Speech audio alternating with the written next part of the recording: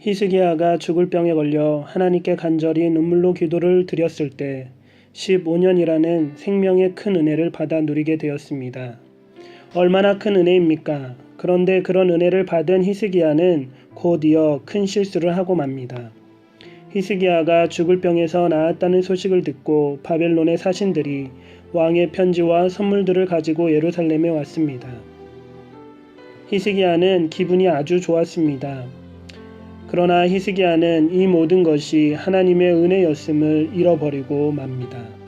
마치 자신이 잘해서 병에서 고침을 받고 하나님께 은혜를 받았다고 생각한 것입니다. 히스기야는 사신들이 왔을 때 자신의 왕궁이라며 모든 창고들을 열어 보여줍니다.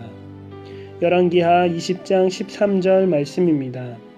히스기야는 브로닥 발라단이 보낸 사자들을 보고 매우 기뻐서 그들에게 자기 보물 창고에 있는 것을 다 보여주었습니다. 은과 금과 향로와 값진 향유를 보여주고 자기의 칼과 방패들도 보여주었습니다.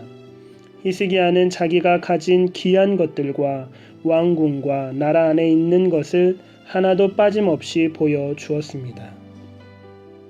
하나님의 은혜를 잃어버린 히스기야는 왕궁도 자신의 것이라 생각했고 남유다 나라도 자신의 것이라 착각하여 자랑하며 다 보여준 것입니다.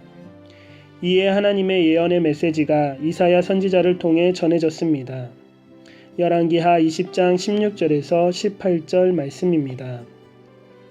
그러자 이사야가 히스기야에게 말했습니다. 여호와의 말씀을 들으시오. 장차 내 왕궁 안에 있는 모든 것을 바벨로니아에 빼앗길 날이 올 것입니다.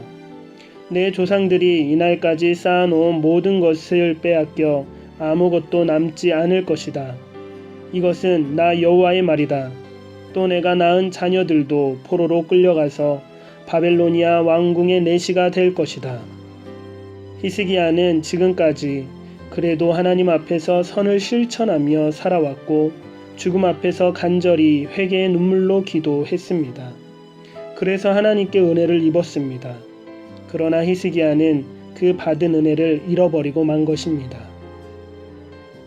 우리는 예수 그리스도의 십자가의 보혈의 능력을 믿고 회개하며 나아가야 합니다. 뿐만 아니라 우리는 하나님의 자녀로 말씀대로 순종하며 살아야 합니다. 행함 있는 진정한 믿음의 소유자가 되어야 합니다. 히스기야가 이 땅에서 15년의 생명 연장의 은혜를 받은 것보다 우리는 더 큰 은혜를 받은 자이며 저 하늘나라에서의 영원한 영광의 생명을 은혜로 받을 자들입니다. 중요한 것은 우리 안에 있는 믿음이나 내가 실천했던 선행이 결코 우리의 공로가 되어서는 안 됩니다. 우리가 받은 이 큰 은혜는 결코 우리의 무엇 때문에 받게 된 것이 아니기 때문입니다.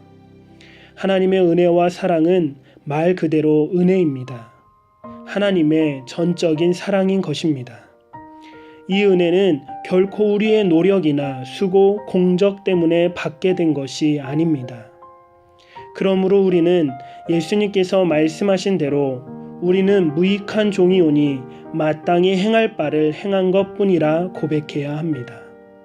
평생을 복음을 위해 목숨도 아끼지 않았던 바울의 고백이 우리의 고백이 되어야 합니다. 고린도전서 3장 6절에서 7절 말씀입니다.